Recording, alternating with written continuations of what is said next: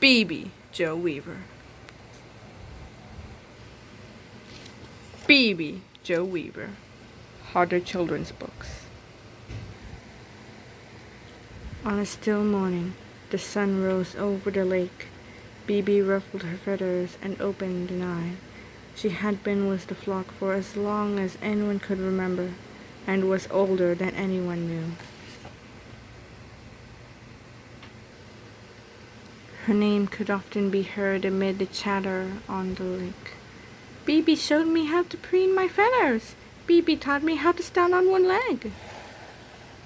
Every flamingo recognized her call as she guided them in a graceful dance on the glassy water. When new parents were ready to lay their eggs, Bibi led them away from the edge of the lake.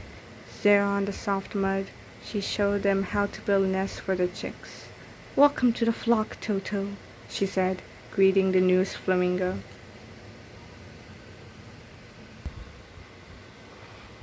The chicks took their first steps here, growing stronger every day.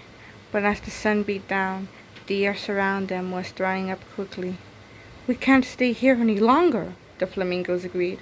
"There's no food, no shade, no water," said Bibi, turning towards the lake. The water's edge had shrunk away into the shadow of the distant volcano. They could reach it quickly by air, but the chicks couldn't fly yet. "I know the way by foot," said Bibi to the flamingos. "You fly ahead, and I'll walk with your chicks. We'll meet you by the shore." "How do you know where to go?" the chicks asked Bibi anxiously. "I made this journey when I was small like you. I was afraid then too," she said. As she spoke, she noticed a small chick lagging behind. It was Toto, clasped on the dry earth, exhausted by the heat.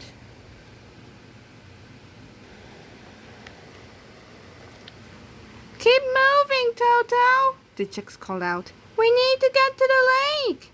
Bibi gathered them into the shade of her wings. "We'll rest with Toto for a while," she said, "until we are all strong enough to continue together."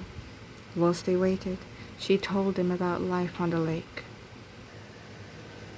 Her stories of cool waters and fresh food gave Toto strength. When he was ready, they all set off again.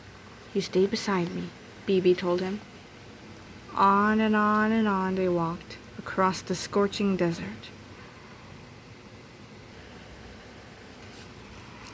The shimmering outline of the volcano was slowly getting nearer, and at last they saw a sliver of silver glistening below it.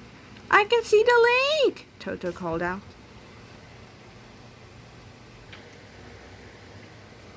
The chicks felt damp earth beneath their feet.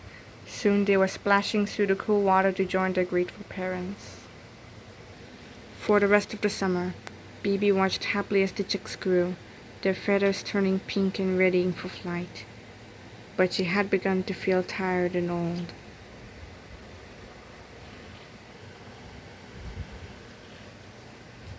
She knew that once the chicks could fly, the flock would move on. Bibi worried that she might not be strong enough to join them this time. She slipped quietly away by herself. Soon it was time for the flamingos to leave. "Where is Bibi?" asked Toto. Thousands of eyes searched the lake for their old friend. "I see her," Toto called. "She's lying on the shore." The flamingos helped Bibi to stand. "Let's clean off the sand," said one flamingo, softly preening her feathers. "Come back to the lake and eat with us," said another, leading her gently into the water.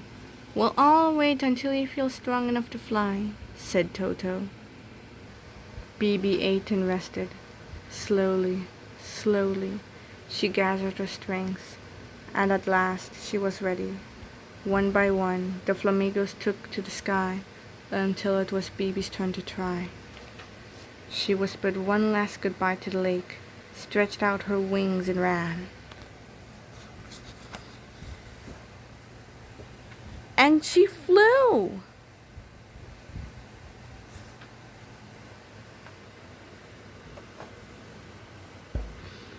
Bibi the flamingo has been with her flock for as long as anyone can remember. When the lake dries up, Bibi and the new babies must trek across the barren salt flats to find water. But when one little flamingo starts to fall behind, Bibi teaches them all a valuable lesson about community and being there for one another in times of need. A beautiful illustration and celebration of old age from the award-winning creator of Little One. Little One, Joe Weaver. Little Whale, Joe Weaver. Little Tigers, Joe Weaver. FSCR ISBN 978-1-44494-871-4 Harder Children's Books 978-1-444-948-714 hatch@childrens.co.uk 12.99 pounds